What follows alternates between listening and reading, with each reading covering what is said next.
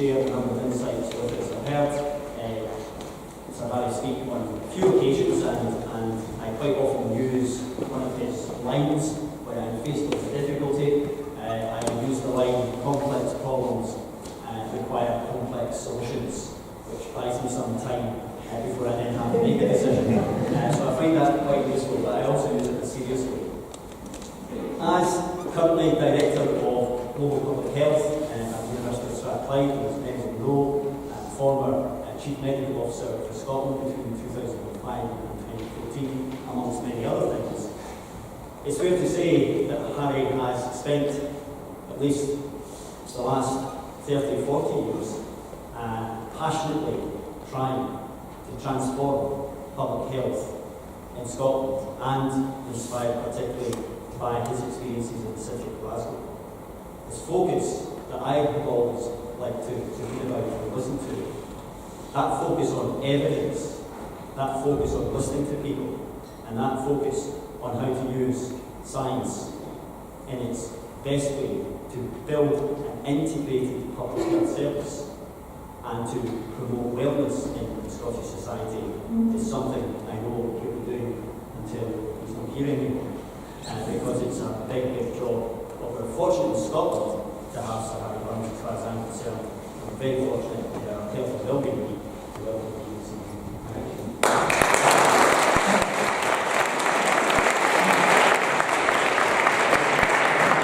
Thanks very much for asking me here. It's always good to spread the word, and I hope that some of it will stick and I'll gain allies. Nicholas Sturgeon once said of me that my management style is to proceed until apprehended. So I need lots of allies in making things different.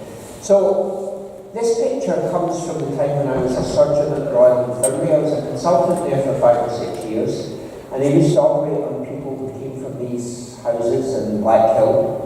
And that guy there at the time was likely to die about 20 odd years earlier than someone who lived up the road in Lindsay, let's say. And as a surgeon, you would see guys like that coming in with alcohol-related problems, like they would have bleeding peptic ulcer or whatever. You see them, and it'd be the 3rd or 4th time it had happened to them, and they say, "John, you have to stop doing this. You're going to die if you don't stop drinking." And the reply you would always get was something along the lines of, "Why should I worry? Life's rubbish. The booze is the only pleasure of God." They didn't care. And it finally dawned on me that what people like that guy needed was not more surgery, what he needed was more well-being. So I gave up being a surgeon and went off and tried to discover what made us well, what the causes of wellness were. The other reason for showing that slide is that. I think that painting was made by a painter called John Byrne, who did album covers for pop singers and so on. It wouldn't be cheap. And when you look at that, you see that someone in the council has taken a decision that that guy's life would be enhanced by painting a mural of a corporation bus on the gable end. Maybe they would have been better spending the money on fixing the houses. They didn't ask them. And it seems to me that the journey I've taken has led me to the conclusion that you cannot make change happen without asking the people that you want to change. You can't do things to people, you have to do things with people. So let's get on with it. So the first scientific point we want to make is most of what you read in the newspapers are rubbish. Okay? Lots of things that appear, they are oversimplified, they're as the rector says, they take complex problems and they try to offer you a simple solution. And if you read the papers, this is the conclusion you reach when you read about Scotland's health. We're unhealthy because we smoke too much, we eat the wrong kind of food, we drink too much, and if only we'd grow up and do the right thing, we'd be healthy. Is that a fair summary of what you're told about Scotland's health? Yeah? Maybe? Okay. Well, when you actually look at the science, when you look at the data, only one of those statements is true. Okay? And to the rugby players in the audience, it's that one, I'm afraid. Okay? So Scotland, there's nothing genetically unhealthy about the Scots, and there's nothing unhealthy about Scotland. This is life expectancy in 16 Western European countries going back to 1851. Okay? Scottish life expectancy for the vast majority of that time has been at the middle of the European average. It's only since about 1950 that we've drifted to the back of the pack. And when you look at the rate of growth in life expectancy, the richest 20% of the population, it's that, and the poorest 20% of the population is that. You can see that if the gap that existed in the 1950s had been maintained all the way up, Scottish life expectancy would be in the middle of the European pack. Scotland's poor health is a reflection of the health of the poor. Affluent Scots have improved their life expectancy faster than the average in Western Europe. Poor Scots have slowed down since the 1950s, and the average has declined relative to our other countries. So it's a socio-economic problem. And it's not smoking. It's not because we smoke too much. Okay? This is smoking rates in 15-year-old teenagers in the countries of the European region of the World Health Organization. Scottish teenagers were the 5th lowest smokers in Europe in this study. Scottish men in this study were the 3rd lowest smokers in Europe, beaten only by the Finns and Swedes. Scottish women let the chaps down a bit by being closer to the European average, but we're not where we are because we smoke more than anywhere else. But there is an interesting thing about smoking. This is the results of 4 cohort studies. A cohort study is where you identify a group in the population, 5,000 people in a population, you ask them how much do they smoke, and then you follow them for 20 years and you see how many of them die of lung cancer. 3 out of these 4 cohorts, if you smoke 20 cigarettes a day, that's your risk of dying of lung cancer. If you smoke 20 cigarettes a day and live in the west of Scotland, you're 4 times more likely to die of lung cancer. There's something else that makes exposure to these kind of things worsen, and it might be, given how long ago that study was carried out, it might be, for example, exposure to asbestos, high levels of exposure to asbestos in the shipyards and that kind of thing. It might be additional effect of air pollution, but it's probably much more complex than that. So you always have to stand back and look at the data and think about what it means. What about diet? Okay, we're told that eating lots of fatty food is bad for you. And in the 1960s, Finnish men, the yellow line is heart disease in Finnish men under the age of 75. And you can see in the 1960s, Finnish men had a very high heart disease mortality. So the Finnish government decided that was due to the fact that they were eating too much fat, and they decided to change the diet. Now, once asked the director of the Finnish Institute of Public Health, how did he manage to change the Finnish diet? And this is what he told me, absolutely verbatim. He said, well, the Finnish Institute of Public Health told the Finnish government what to do, the Finnish government told the Finnish people what to do, and the Finnish people did it. So I said, well, that's Scotland stuff, because we never do anything. What they actually did was they took subsidies away from dairy farmers to discourage them from producing milk, butter, cheese, cream, and so on, thereby making the Finns the most miserable people in Europe. And they gave them the subsidies back if they switched to growing fruit and vegetables, and they made free fruit and free salads compulsory in all schools and workplaces. And then they stood back and said, wow, aren't we clever?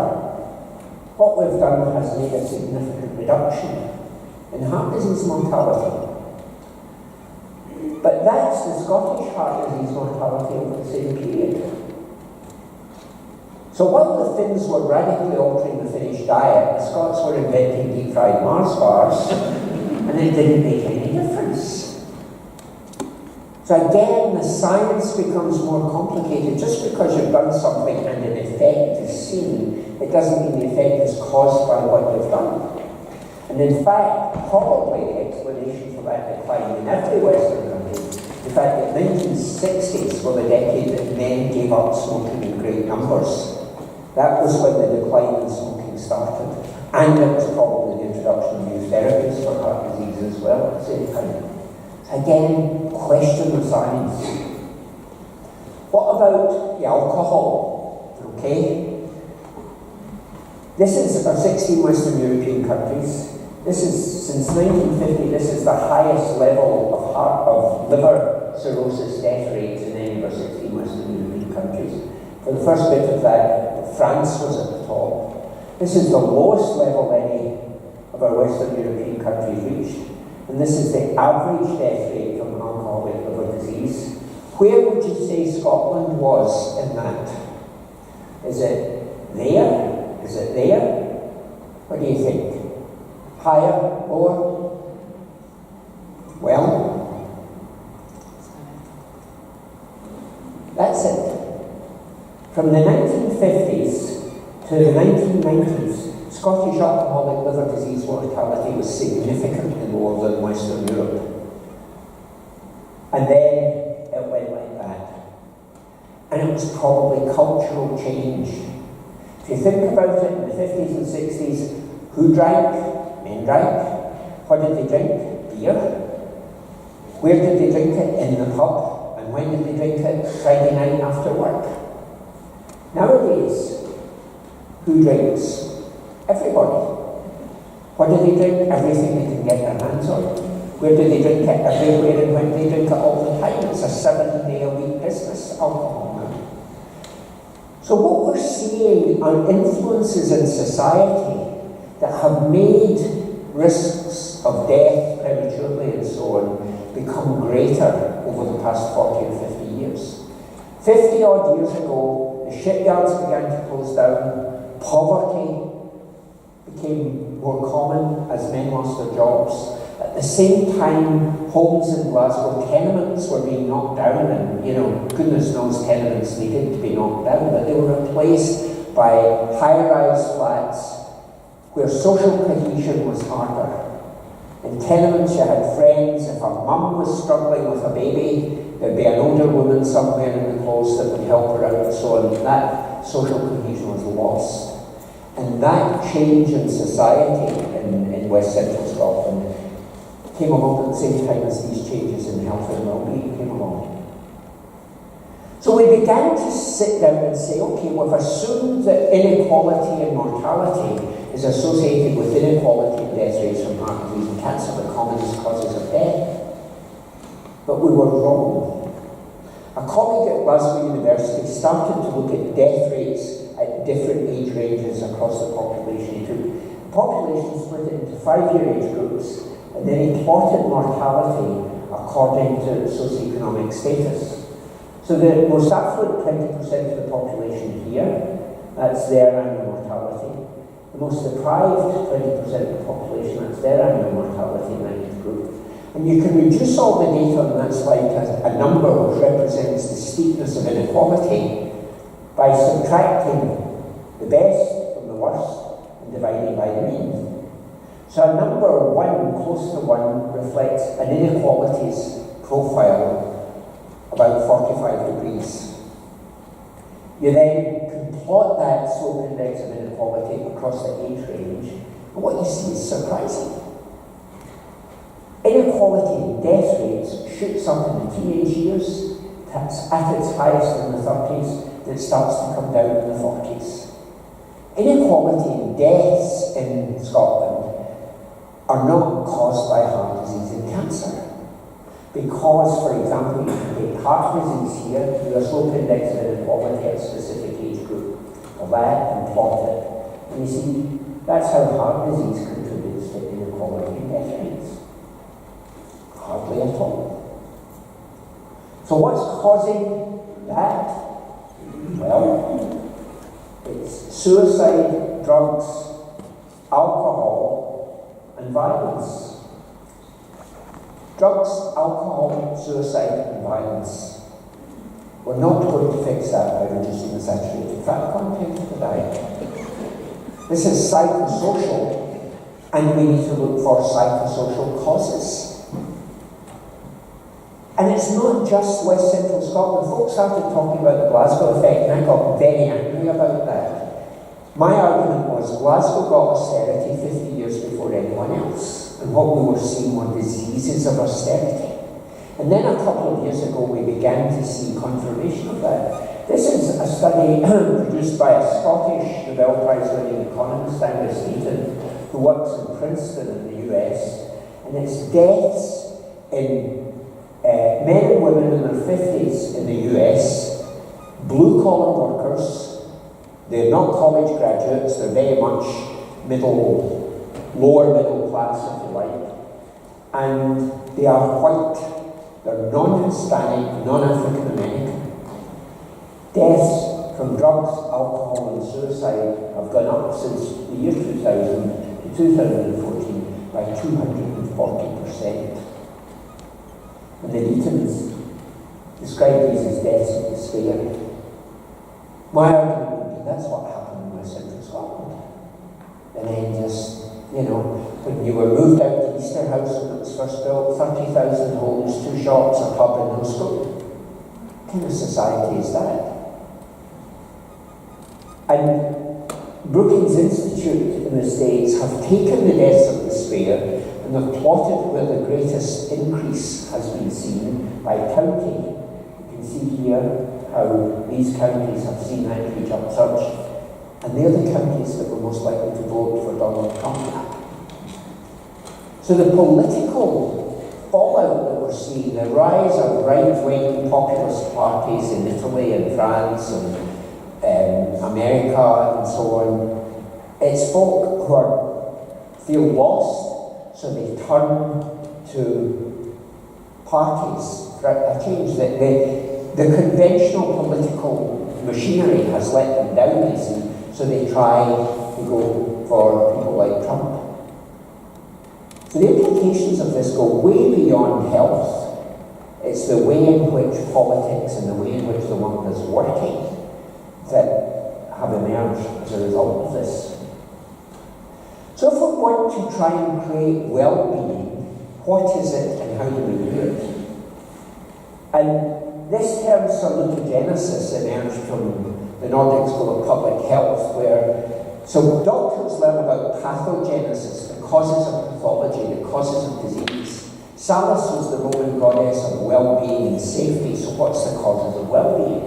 There are about 25 different theories here that try to describe the causes of well-being, and I'll take you through them all one by one.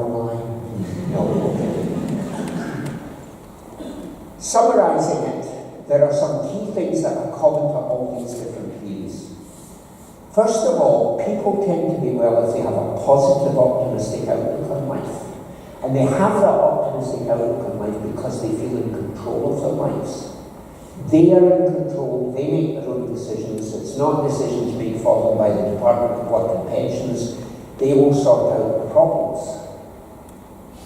They have a sense of purpose. They know what they want out of life. They want a better life. They may want, to go to university and do positive things. They may want to learn to paint or whatever. They have a purpose. And usually that purpose is associated with family. They are confident they can deal with the problems the one throws at them, but almost always they have a supportive network of people around about them. Studies that have looked at children growing up in chaotic circumstances, most studies, the figure is about 70% of those children will fail and about 30% will do well. And that 30%, in almost every case, you will find that the child has a single, stable, sensible adult to relate to. But really important, that nurturing family thing, but we'll come back to that. One guy in particular really put me on the next stage in my journey to try and find out what the science behind well-being was. There's a guy called Aaron Antonovsky, an American sociologist who studied the health of adults whose children had been in concentration camps. The 70-30 rule pertained there. 30% of these people did well, 70% were dreadful. And in interviewing them, he concluded that what young people needed to advance in life was they needed to acquire a sense that the world was coherent. And by that he meant a sense that the world was understandable to them, that they felt they could manage what was happening to them, and thirdly, they had a sense of purpose that was meaningful, they wanted to engage. And Antonovsky said, unless you found the world to be comprehensible, manageable and meaningful, these children would experience chronic stress. Now when I remember reading those last few words of chronic stress, I sat bolt upright and thought, wow, that's the answer. Because I was a surgeon. And a surgeon's job is to create acute stress in people. That's the body's defense mechanism, the stress response.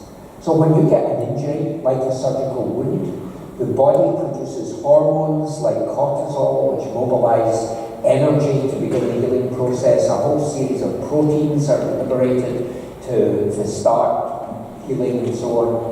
And what Antonovsky was saying, what a child experiences in early life can switch on that stress response permanently. And I thought, what would the physical consequences of that be?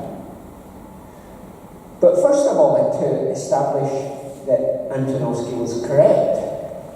And he was. There's thousands of studies in the literature that show that socioeconomic status is associated with elevated stress. This is Canadian data looking at cortisol levels in children in orphanages. The longer a child is in an orphanage, the longer a child is away from a single significant adult to bond with, the higher his cortisol levels are. This is data from the civil service, looking at cortisol levels in people at the highest grades of the civil service and the lowest grades. And it's a daytime cortisol profile. Your cortisol levels are always highest in the morning when you wake up, and they go down as the day goes on. And what this shows is that the least stressed person in any government department is the permanent secretary. Okay? Although I suspect our permanent secretary may be slightly stressed at the moment. The reason, and so that's the lower grade civil servants throughout the day have higher cortisol levels than the top level. So why is that? It's about control. If a minister asks a high-level civil servant to do something he doesn't fancy doing, what does he do? He just gets someone else to do it. It goes down the chain. And then eventually it can't go any further, and everything no one else wants to do lands on the desk of the chief medical officer who's permanently stressed. Okay? But control is really important. Optimism and hopelessness. Okay? This is a really nice study carried out by an American lady called Susan Everson, who went to Finland to study the health of adults who were at high risk of men who were at high risk of heart disease. And she measured every risk factor you can think of, how much they smoked, what their weight was, what their diet was, did they take exercise, were they optimistic? And to measure that, she had a hopelessness questionnaire. How hopeless were they? Okay? She was able to split men into three categories: men who were very, very hopeless, men who were moderately hopeless, and men who were just a little bit hopeless. She was a woman and she knew all men are hopeless. She then adjusted for all these other risk factors. You can do that statistically. You can take all the other risk factors out and just look at them individually. What she found was that high levels of hopelessness were associated with a fourfold increased risk of heart disease compared to those who were optimistic, and a 2.5 times elevated risk of cancer compared to those who were optimistic. Psychological negativity by itself was associated with increased risk of these diseases, irrespective of the weight and the diet and smoking and so on. So the next phase was to try and understand why the stress responses were elevated. And the next step in my journey was taken when I saw this experiment that was carried out in the psychology department of a university in New York. And the experiment was to make baby monkeys depressed. Okay? That is clearly a depressed baby monkey. Alright? So what did they do to make the baby monkeys depressed? Well, one half of the animal house Mums were able to play with the baby and the food was lying there, so when the baby indicated he was hungry, could reach down, get the food, feed the baby, and carry on playing. The other half of the animal house, they took the food away and they hid it. So that mum, when baby indicated he was hungry, mum had to go away and forage for the food. So she was away for a long time. She was stressed because she had to fight with other mums to get access to the food. So if I were to ask you the question, which babies do you think got depressed? Was it the babies where mum was there all the time, or mum was away for a large part of the time and was stressed by the experience? You would probably say it was that second group, yeah? When asked that question, you can usually spot who the working mums are in the room. Well, ladies, you needn't worry. These were the stress hormone levels in the babies where mum found it easy to feed them. These were the stress hormone levels in the babies where mum found it hard to feed them, and they were no different. These were the stress hormone levels in the babies where they randomly changed the feeding pattern from one day to the next.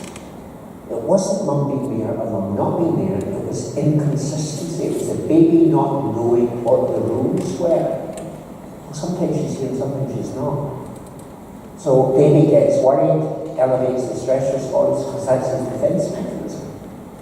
And if you think about the human equivalent to that, well, what happens normally when a baby cries? Mum picks him up, cuddles him, talks to him, feeds him, stress resolved. It's a tennis match. Serve, return. By the time it happens 1,000 times, baby knows the world is structured, predictable, explainable, and he's in control. I just do the crying thing and this nice lady comes along and fixes it. Oh, no problem. Contrast that, however, to the experience of a baby who, when he cries, sometimes gets fed, but sometimes doesn't because mum's drunk or under the influence of drugs. And maybe the boyfriend picks baby up and shakes him and slaps him because he doesn't know how to handle a crying baby. Baby learns the world is not structured, not predictable, he's not in control, and it's dangerous to be the one thing he's programmed to do. Stress response is elevated because it's the survival response. I need to be on edge, is the message he's getting. Those stressed babies almost always become obese because of the metabolic changes that occur. So it's back to this complexity thing, you know. Is obesity all about the amount of sugar in a Coca-Cola bottle? Or is it more complex than that? It's usually more complex than that.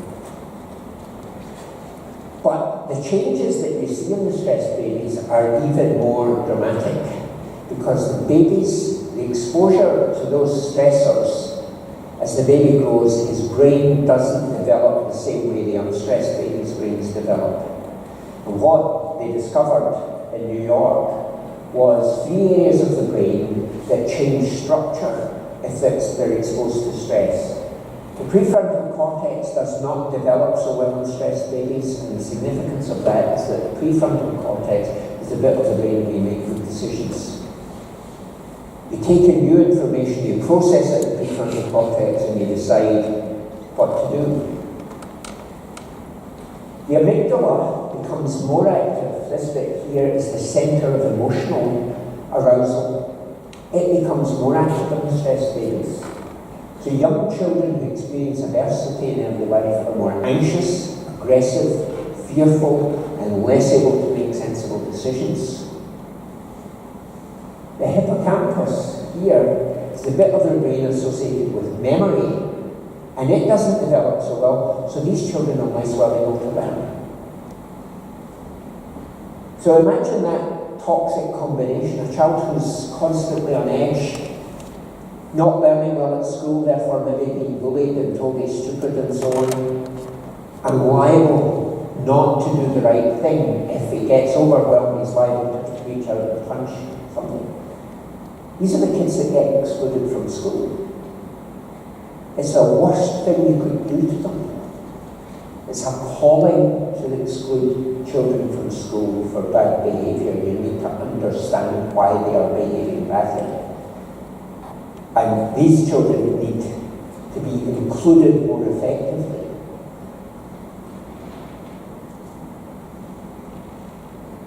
We didn't just take this experimental evidence as gospel, we actually went out into Glasgow and got people to volunteer to have their brains scanned. I was a bit worried going down East End. Hey mate, can we scan your brain? Needn't worried. The response was uniformly, what do you mean you're going to prove I've got a brain? Can I get a certificate? And then we found exactly what the researchers found. We were able to measure hippocampal volume, do serial sections of the brain, we were able to measure the density of cells and so on. And this is exactly what happens out there. The significance of the hippocampal changes are that that's the bit of the brain where the receptors for cortisol are. That's the bit of the brain that senses your stress responses up and sends signals down your spinal column to your adrenals to switch off cortisol production. And if the hippocampus is not fully functional, that's why you get the chronically elevated stress response. Come back to that in a minute. We also measured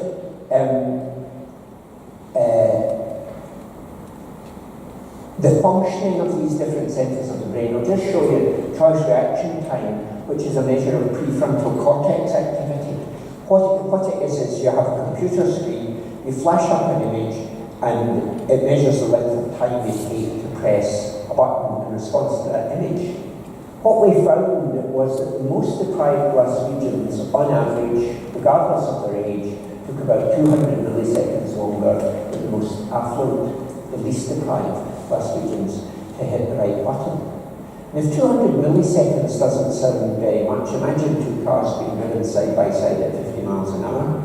And a child walks out in front of them, one guy from Bearsden, one guy from Govan, wherever. The car being driven guy, the poor guy, will take about 2 car lengths longer to stop. He's the one more likely to hit the child. Not because he's not paying attention, but because the processing that goes on in there takes longer.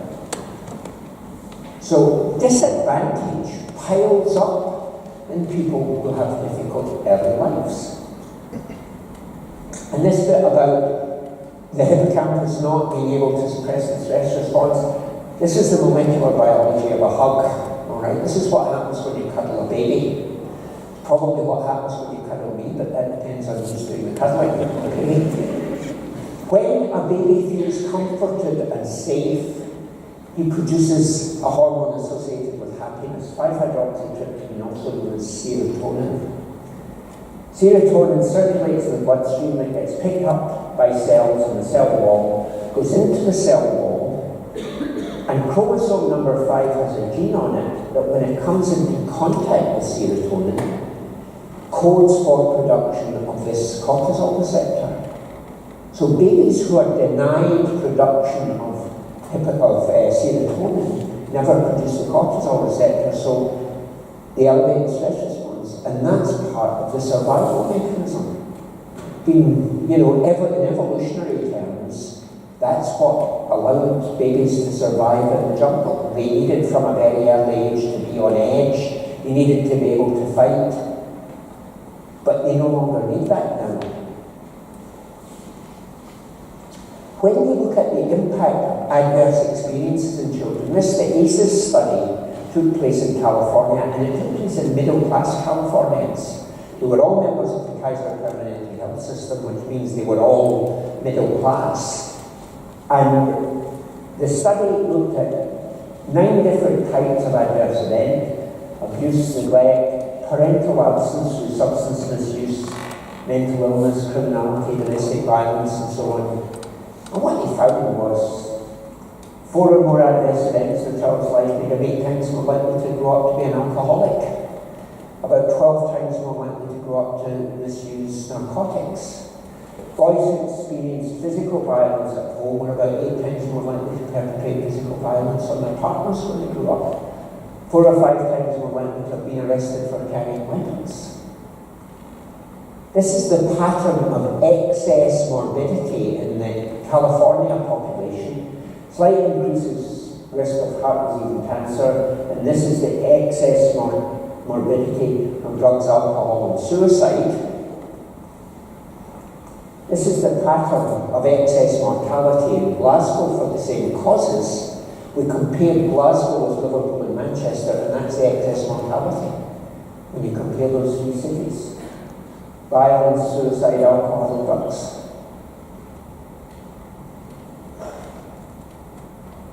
It kind of suggests that something went wrong 50 odd years ago when those whitening began to take place. Other cohort studies of neglect have been taking place around London. The Dunedin cohort in the South Island of New Zealand, 1,000 children were recruited in the early 70s. A subgroup of them identified at age 3 as being at risk because of the circumstances in which they live.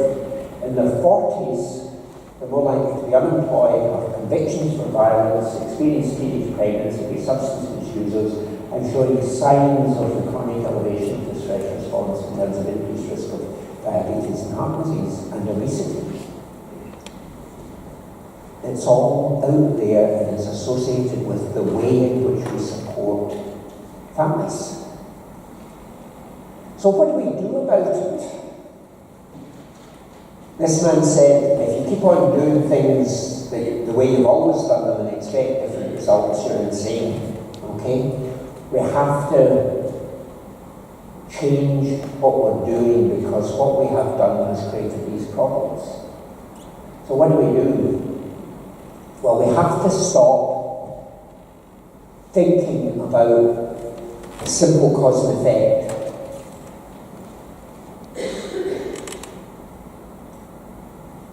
Outcomes like heart disease and so on, these are the things that hit the front page of newspapers and so on. How do we limit heart disease, type 2 diabetes, chronic lung disease, lung cancer and so on? Well, current thinking is we shout about behaviours. We shout about smoking, obesity, we shout how people to take exercise, all of which are good. If you stop smoking, if you deal with obesity, if you take exercise and so on, you will improve. But you need to have that ability to be in control of your life. You need to be able to choose to do those things. And that comes from having purpose and meaning in life, having a sense of control, a sense of self-esteem, and having a network of support. Well-being. And unless you have that, if you've had a difficult life and you don't have that, you're very unlikely to choose to behave differently. This man knew what was happening. Some of you will know who this guy is. I've stopped asking audiences who doesn't know who this guy is because I just get too depressed because too many people don't know who he is. One of my heroes, okay, he was a communist shop steward in Upper Clyde Builders in the late 60s and 1970 when the Conservative government in England decided to take away subsidies from Upper Clyde Builders and thereby close shipyards. He's a very smart man.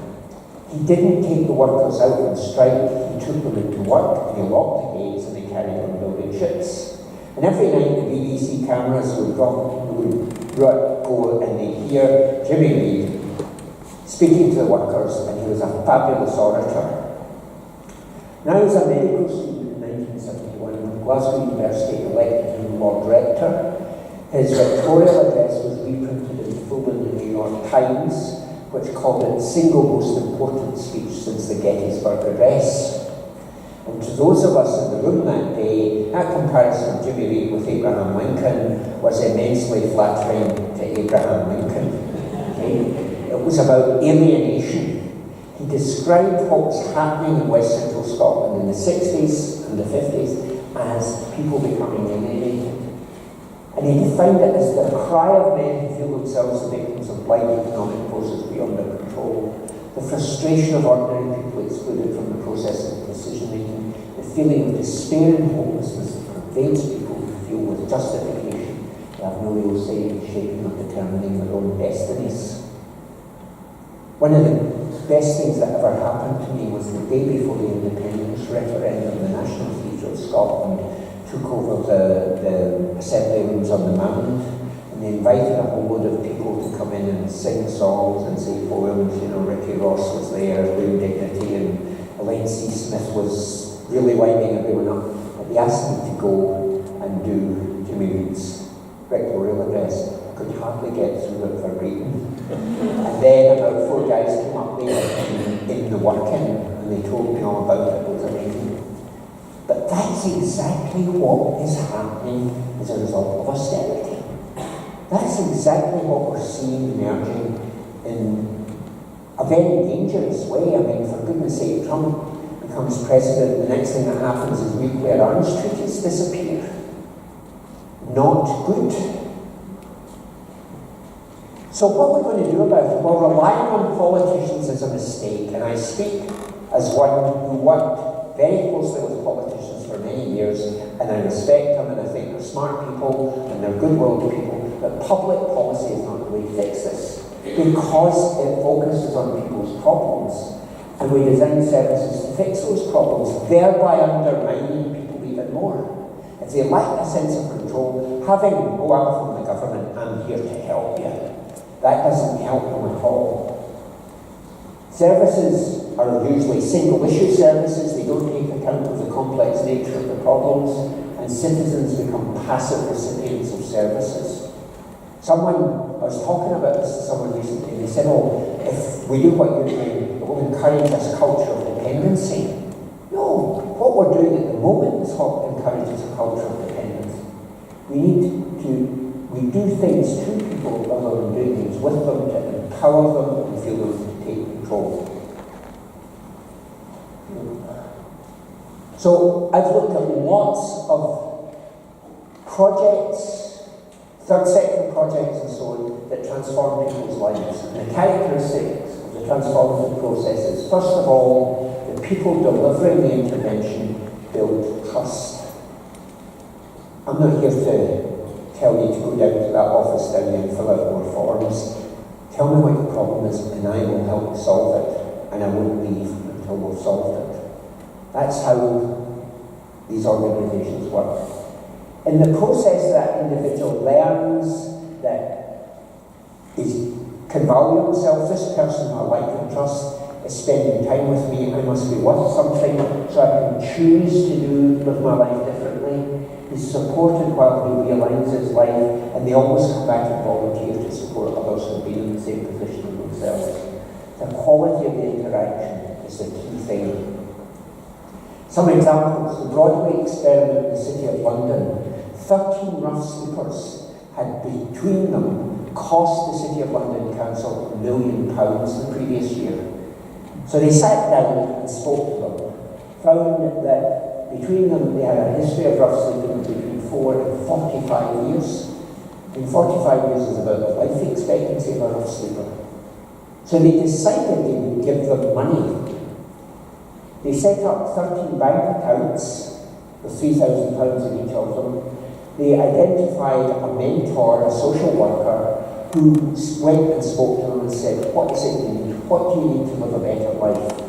And against all the predictions were, all this money will go and drink and drugs and all that kind of stuff.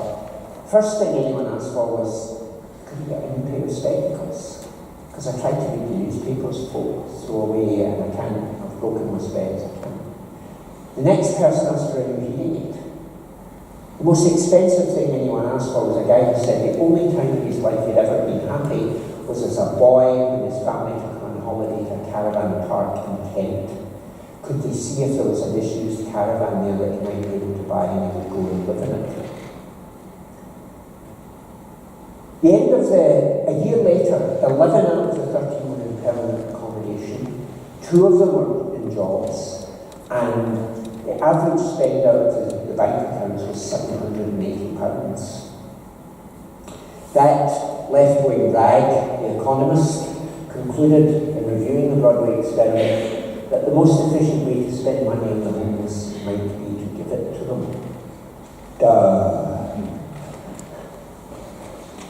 Speaking of an old hill estate in Falmouth, the men in that estate, the 3,000 families in that estate, their income all came from the men working in a naval dockyard which closed.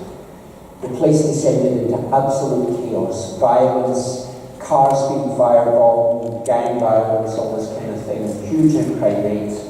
2 health visitors turned that place around. They said after a particularly horrible incident, this has to stop, no one else is doing it, so we have to do it. They leafleted 50 homes where they thought the people in those homes would help them. 5 people turned up to the meeting. And between them, over the next 8 years, this is what they produced.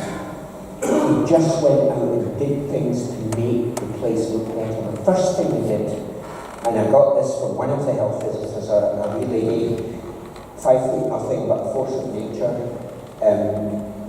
We need to make it look better. The gardens are all overgrown, the place is a mess. So they got some money to buy some gardening tools and they started cutting down all the overgrown gardens. And she told me once that the gardens were so overgrown that one of the first gardens they tackled had a long forgotten, disused Ford Transit van in the garden that no one knew was there.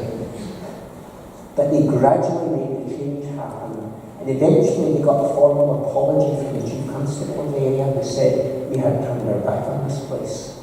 We're really sorry. You have made the difference. People taking control, we get the results. Here in Glasgow, the Wheatley Group, Scotland's largest housing association, is formed from the Glasgow Housing Association, but about 6 other housing associations are part of it. 75,000 socially rented homes have a programme called Think Yes. Every single member of staff in the Wheatley Group is told, if a member of the public comes to you with a problem, don't send them away, don't send them to another office, don't get them to the platform, you take personal responsibility for solving that. Okay? And that all came about because Martin Armstrong, the chief executive, was asked to go and see a woman by a counsellor, go and see a woman who was suicidal. And Martin said he was in the house about 5 minutes when he wondered what the problem was. She was absolutely overwhelmed by the fact that she had 2 autistic children in the house who couldn't be let out at any time. And the reason they couldn't be let out was because they would wander away and get lost. And the reason they could wander away and get lost was because there was no fence around the garden. So Mark got hold of the housing officer and said, what about this fence? To which the reply was, oh yeah, I know about the fence, but I can't build it until I get a health and safety assessment. And I said, just build a bloody fence. And they built the fence and everything was fine. The woman saw someone took her seriously, saw there were solutions to the problem, and began to take control. And it's these kind of story after story of lives that are being transformed and people just doing the right thing for someone and not becoming all officious about it. So what is happening in our society is probably chaotic early years is leading kids, leading kids to develop these behavioural problems, which are mental health problems, they become overwhelmed and so on. They get excluded from school, they fail in education, they end up the back of the shopping centre with a bottle of booze, they get into trouble, they get arrested, they go to jail, and I go to jail quite a lot, and most of the time they let me out. And you ask me, a 19-year-old who's in Poland, what are you going to do when you get out? I'll never get a job. I've got a criminal record, nobody will take me seriously. So what are you going to do? Well, I'll sit at home, I'll watch telly, and I'll drink. And what you don't factor into the equation is that the girlfriend will have a baby. And the cycle continues. The baby's born into a chaotic environment. So what we have to do is we have to break that cycle there. We have to support families to make sure kids are not brought up in chaotic circumstances. And the one way to do it is not to let the ministers anywhere near it. Okay? The classic way to make public policy is the ministers will get people into a conference room and they will talk, and civil servants will take minutes and they'll talk and talk and talk. After a few months, a report's written for the minister who says, right, we'll do X. And it then goes out for implementation and nothing much happens. And nothing much happens because the people who have to implement it have not been involved in shaping it. So we decided to do things differently. We wanted to change early years. The Early Years Collaborative we set up had the aim of making Scotland the best place in the world for children to grow up. And we took it out into the real world. We got 800 people to meet in the SECC every 5 or 6 months. And they were from all the health boards and local authorities and police and so on. That's what it looked like. That was the then Permanent Secretary of the Scottish Government there, looking very relaxed because someone else is doing his work for him. And we got them to design the change. So, for example, if you're going to have Scotland the best place to want to grow up, you want children to be safe, so we said, let's reduce stillbirth rate by 15%, let's reduce infant mortality by 15%, let's ensure that children attain all the developmental milestones at 31 health visitor assessment, for example. And then we said, okay, just take the health visitor assessment thing, what are the drivers of change and what are the things that would improve these? So, for example, one of the drivers was, well, children should get a bedtime story. Okay, so how do we get public policy for bedtime stories? Well, you don't. Okay, what they did in one nursery was ask all the children, did you get a bedtime story last night? It's not rocket science. And then they started doing things. They gave parents books to take home and pick up time.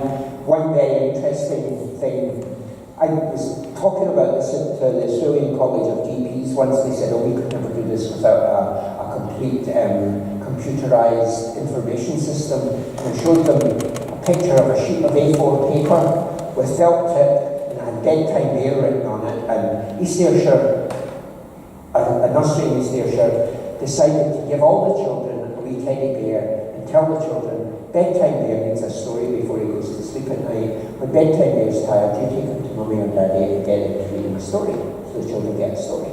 And on this bit of paper, week 1 was 65%, then an arrow, bedtime bear, and week 2 was 85%. So these small tests of change are over the lifetime of the earliest collaborators. There were 1,500 small tests of change carried out, and most of them didn't make any difference. But those that did, it's the British cycling team. Try lots of things and then do the things that work consistently all the time. So what happened? We got an 18% reduction in stillbirth rate. Scotland has the lowest stillbirth rate in the British Isles, and it's comparable with Scandinavian countries.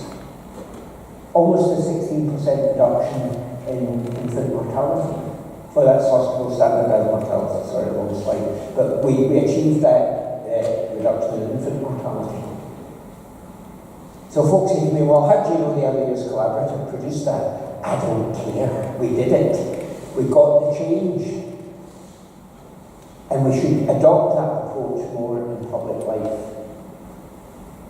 What we have done is we've essentially, Margaret Thatcher and Tony Blair introduced private sector management systems into public life.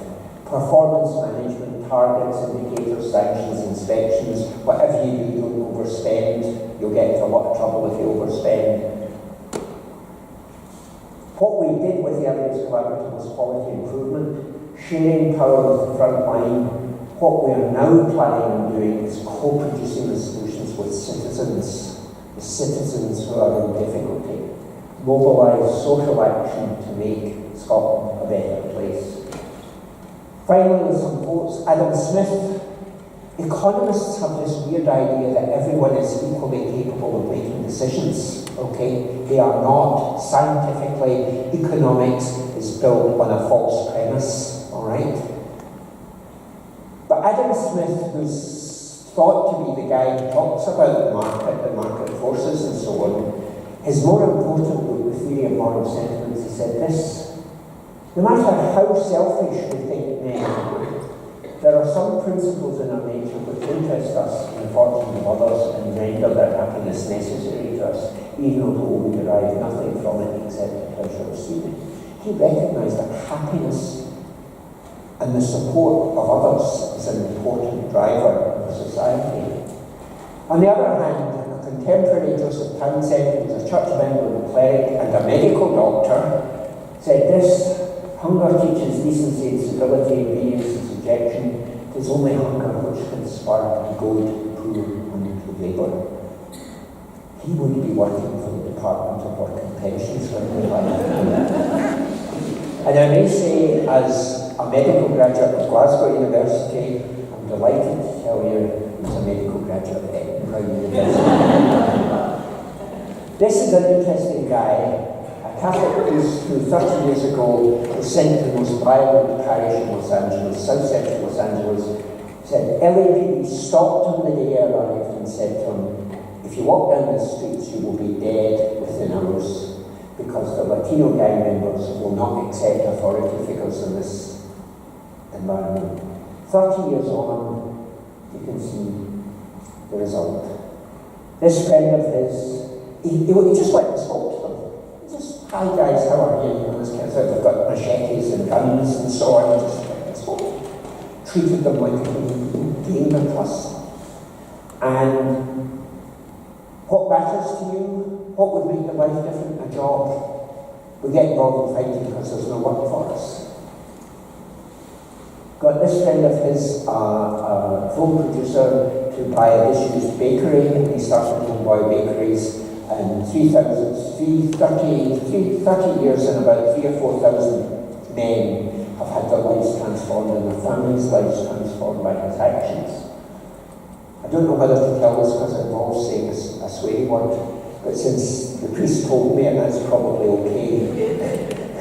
So apologies in advance. He told me after starting Homeboy Bakeries, he had to start a second company called Homeboy Tattoo Removal, because he's sitting in his office and this guy comes in one day and sits himself down and says, Greg, I'm at the end of my tether.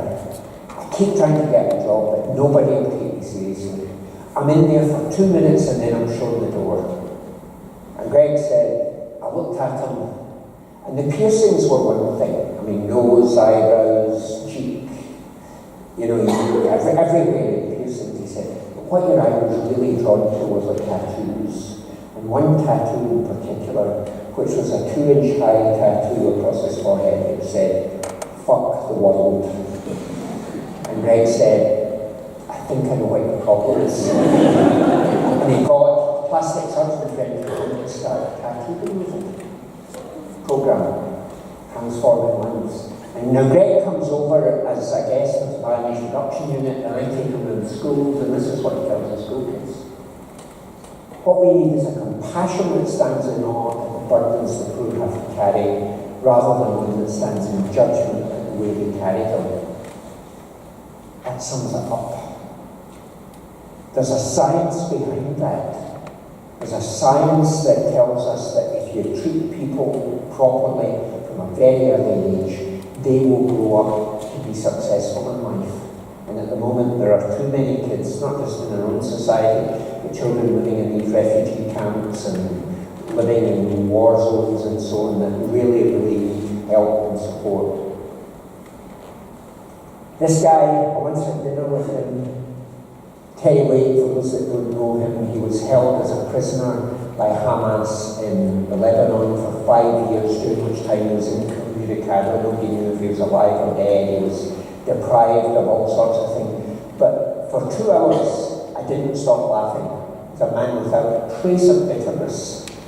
He just told jokes about his time all the time. And at the end of it, I said, okay, what's the answer in the Middle East? And that's what he told me. It's the answer to so much that's out there. The compassion one, the care for others. So, the bottom line is the circumstances in which we live determine our ability to make choices. It determines the choices we make and the outcomes we experience.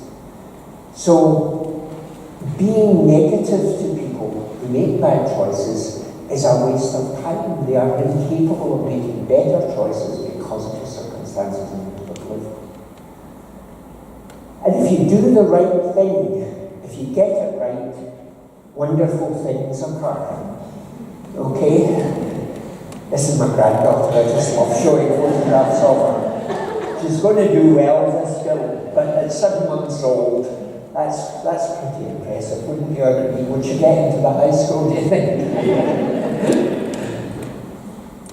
So my message to all of you is proceed until apprehended.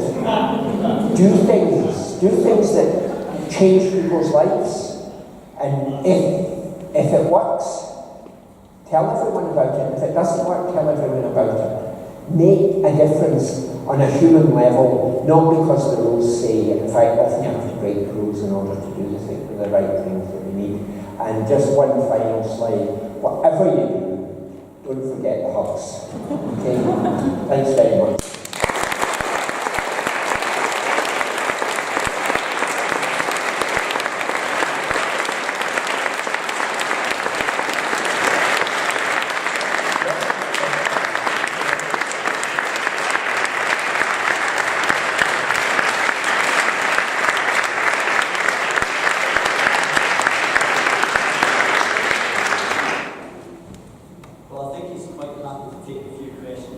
Anyone happens to have any questions, I'd be amazed if no one has any questions after that. I thought you explained it all very clearly. Well, what do you think? So are there any questions? No, you've got to wait for me to say. Right, shout. Yeah.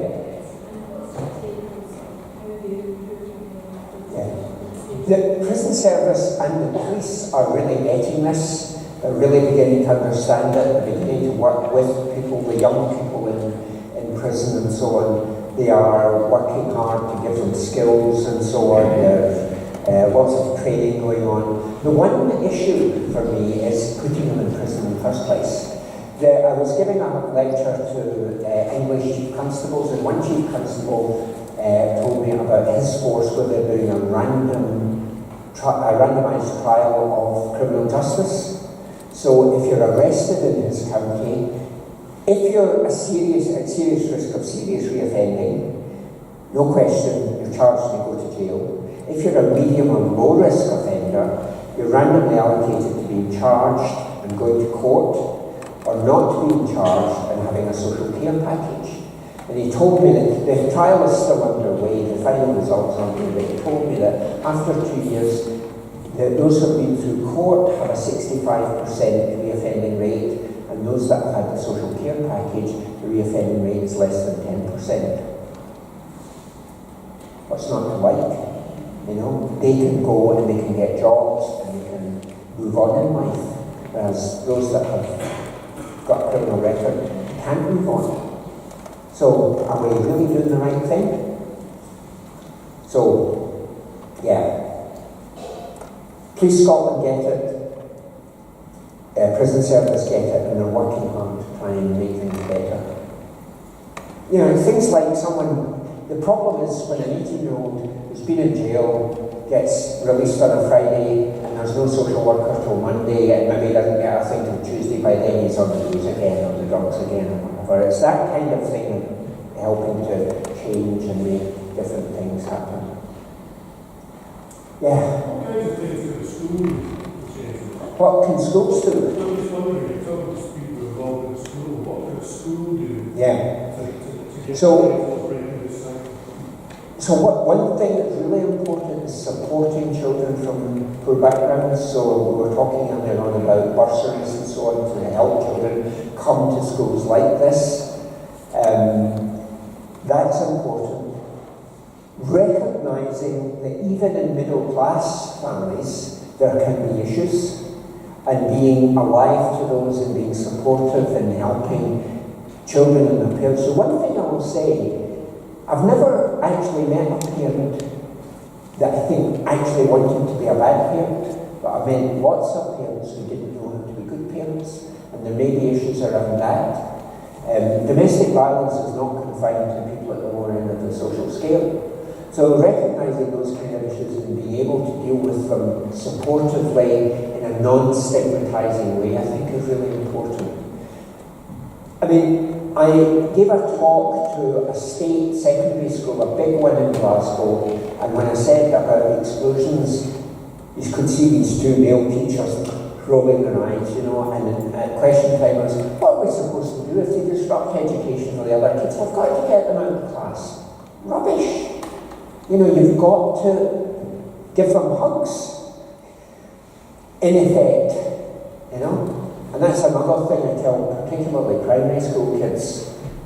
They're not allowed to give kids hugs, so they fall in the playground and cut their knee or something like that, and they're crying, oh no, we can't have it. Rubbish. be a human being. So it's that kind of thing. You know, how would you treat your friends? Everyone in the school is a friend. So it's that kind of approach, I think, that's really important. I'm really interested, there's a school in the south side, the Netherlands school that Jim McCall has funded. Sorry? Newlands Junior School, and I've been there a couple of times, and they've taken troubled kids, and they're amazing, these kids. And it's being closed down, and the city council is taking the children back to the schools they were in, where the problems started. Really? It's a tragedy when that kind of thing happens, I think. You used to use the phrase biology of poverty, I think, when you explain some of these ideas. Yeah. Have you moved away from using that phrase? I noticed you didn't use it tonight, and I was wondering if there was a reason for that. Well, so that slide I showed at the first picture of that, you know, the houses and the dereliction and the guy walking through it. I once showed that slide to a business school, and as soon as I put the slide up, it was a gasp. And the professor of strategic management was sitting at the front, and he said, that's Acre Hill Street in Blackhill. I was born in those flats. So poverty by itself does not lead to these problems. It's neglect, it's adversity, it's chaotic, inconsistent parenting, which is commoner when parents are facing stresses like poverty, but not necessarily. So just about everyone here will have someone in their family who was the first person in the family ever to go to university. We all, 100 years ago, our grandparents or great-grandparents were probably living within poverty, but gradually, because of the ability to create well-being, they have moved upwards and onwards. So poverty by itself, poverty is strongly associated with it, but it's not by itself a cause.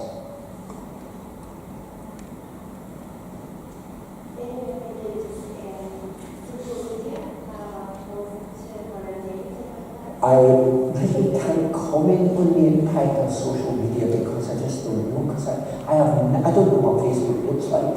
I've never been on it. Instagram, I know it's to do with pictures because my daughter, but I don't get to. Yeah. It's all down to use it. If you actually take it seriously, I mean 90% of it is rubbish. And if you actually take it seriously, then you've got a problem, I think. Yeah, it's quite interesting. You know, I will occasionally look at Twitter to see comment about football matches or rugby matches or something like that, but I don't take any of it seriously. Yeah, well. Yeah.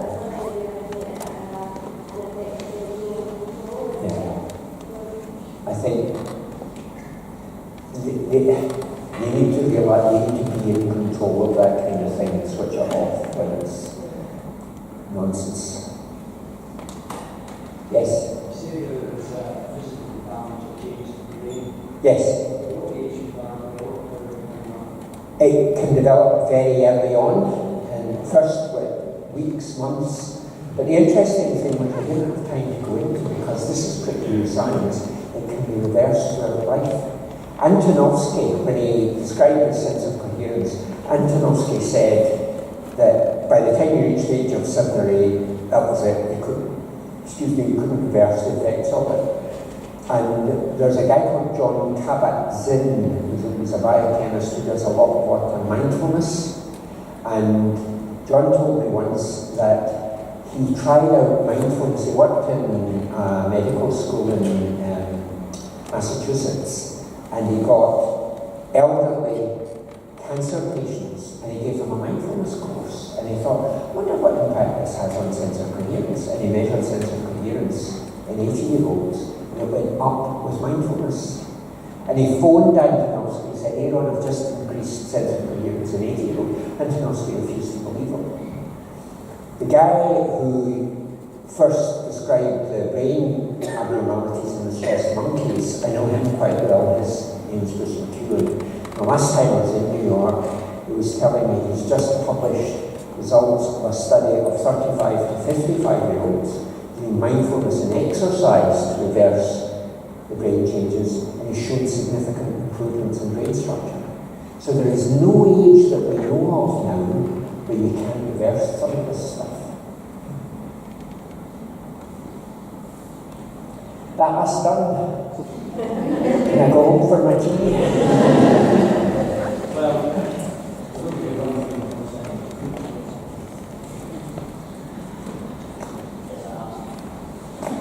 now this topic goes against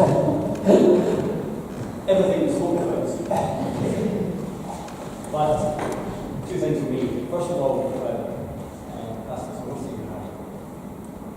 For the young people here this evening, I hope you were listening to some messages about don't simply believe the science. Look closely at the evidence. Don't just go with opinions and views. Take time to look at what the evidence says and take time to listen to people and what they say about their context. Because maybe in there you get closer to the truth and ways of solving things. There's a lot of counterintuitive aspects of the work that you have done for many years.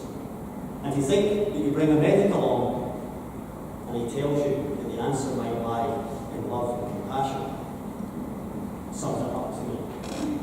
And I think one thing that we always try in this school, and we don't get it right all the time, but one thing I certainly talk about is love and compassion. And I have to say, anyone that goes to read is welcome to my school. So, thank you.